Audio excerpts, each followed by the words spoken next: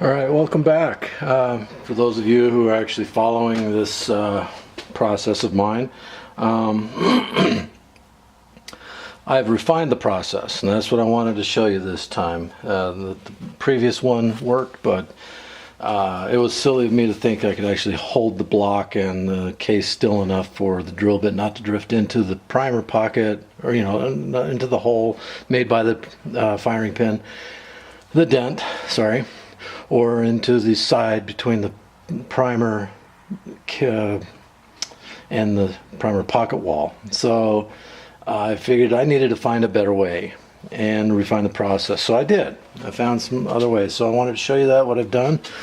And we'll grab us a piece of brass. Now, that's one that's already done.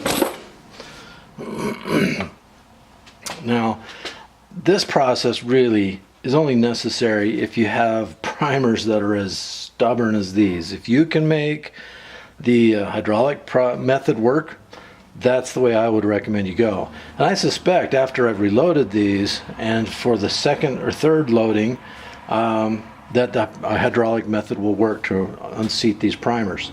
But for now, these have been stubborn enough for me that I've had to find another way, and so this is the way. Alright, so I needed to find a good way to hold the brass steady so that it wouldn't wobble around or let the stuff slide in. I found this. I went to Home Depot and found these. I didn't expect to find one so small, but it's perfect for what I need. Now this certainly isn't a fast process, so you've got to be determined that you really want to save these brass and reuse them. And then I grabbed a bigger one so that I can actually now lock that down.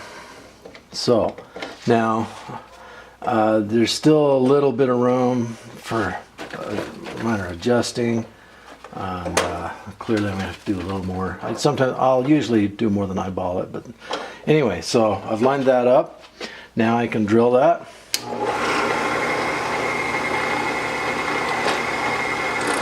As you can see, sometimes the bit still drifts, but if you're patient, you can usually drill it without having it drift into either the sidewall or the primer pocket or into the firing pin dent. Alright, so now we can take this. I'll leave that locked in with that right now, and let me adjust the camera.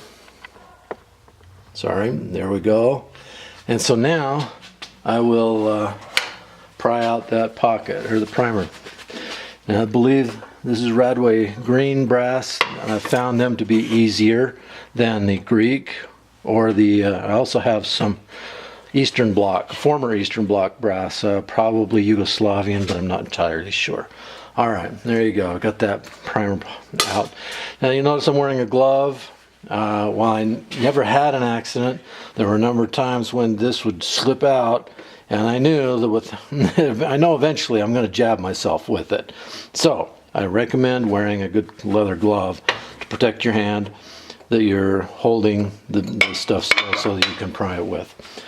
Alright, that's again, I like to say the Greek is brass. It was made in 1938, 1939, and that brass is in there. I mean, the primer is really in there hard, and so it takes me a lot of prying to get them out, even after I've drilled them. But they do come out, and they do come out pretty well, so that the anvil isn't damaged and the sidewall isn't damaged, so I can reuse that brass.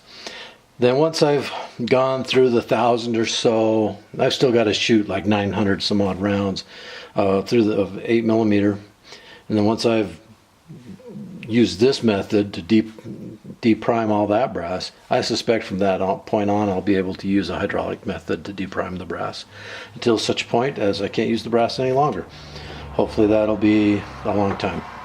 Anyway, there you go. That's my refined method, so that I can keep the brass a little more steady, and the drill bit tends to drift a lot less likely, and I've been able to do quite a bit. Just do a quick, not that much so far. Alright, so there you go. Thanks for watching.